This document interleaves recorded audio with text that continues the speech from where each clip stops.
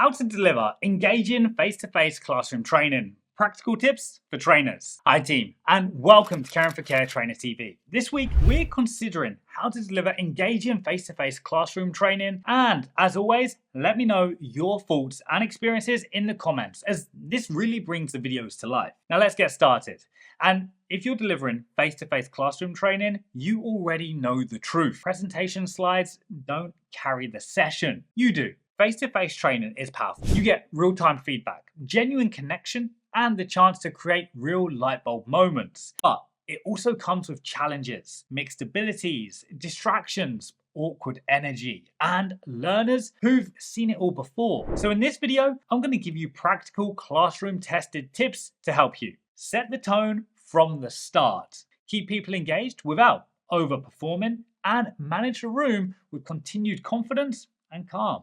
So let's dive in.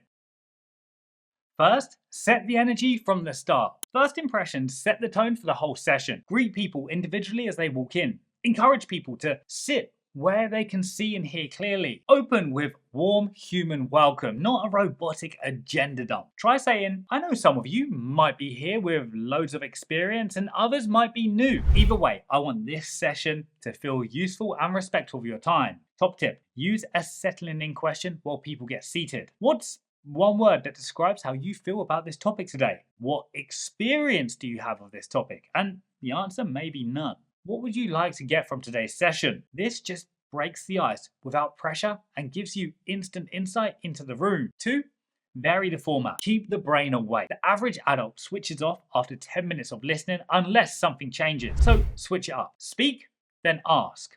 Watch, then reflect. Read, then do. Every 10 to 15 minutes, change the activity. That could mean paired discussions, scenario challenges, flip chart ideas, physical movement. For example, standing up or hands up if you agree, sit down, hands down if you're unsure. Movement and novelty keep energy alive without being gimmicky or asking too much. Hi team, sorry, just a quick interruption to today's video. If you're an excellent care or clinical trainer in the UK, get in touch with recruitment@caringforcare.co.uk if you're interested in opportunities with us. Now, back to today's video. 3, build psychological safety. You can't have engagement without psychological safety. Learners need to know that it's okay to not know everything. They won't be embarrassed for trying. Their voice matters, and if they do answer incorrectly, you'll address this with compassion and delicacy. Say things like, you're not expected to know it all. That's why we have training. There's no perfect answer. Just have a go. Write down everyone's answers on the flip chart, not just the confident ones. Acknowledge quiet contributions as valuable.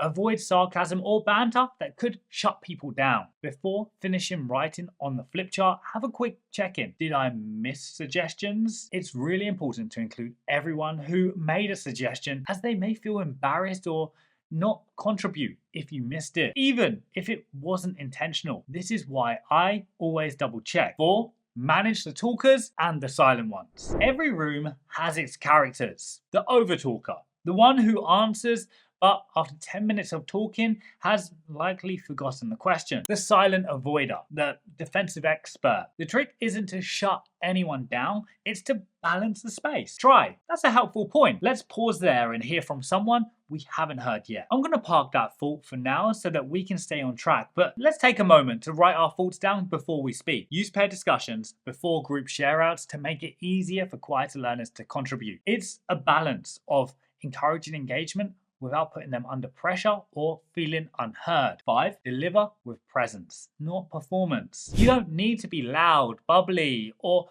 constantly on. In fact, overperforming can make learners feel like they're being talked at rather than involved. Instead, slow down your pace. Make eye contact. Pause intentionally after asking questions. Trust that your calm confidence is enough. The best trainers aren't the loudest, they're the clearest. Most grounded people in the room. Bonus tip, invite feedback. Always, before closing the session, ask, what was one thing that you found useful today? This tells learners their opinion matters and helps you improve every session you run. You could even keep a parking lot flip chart on the wall for off-topic ideas that you promise to revisit. This shows that you're listening without derailing. Face-to-face training is an art and a skill.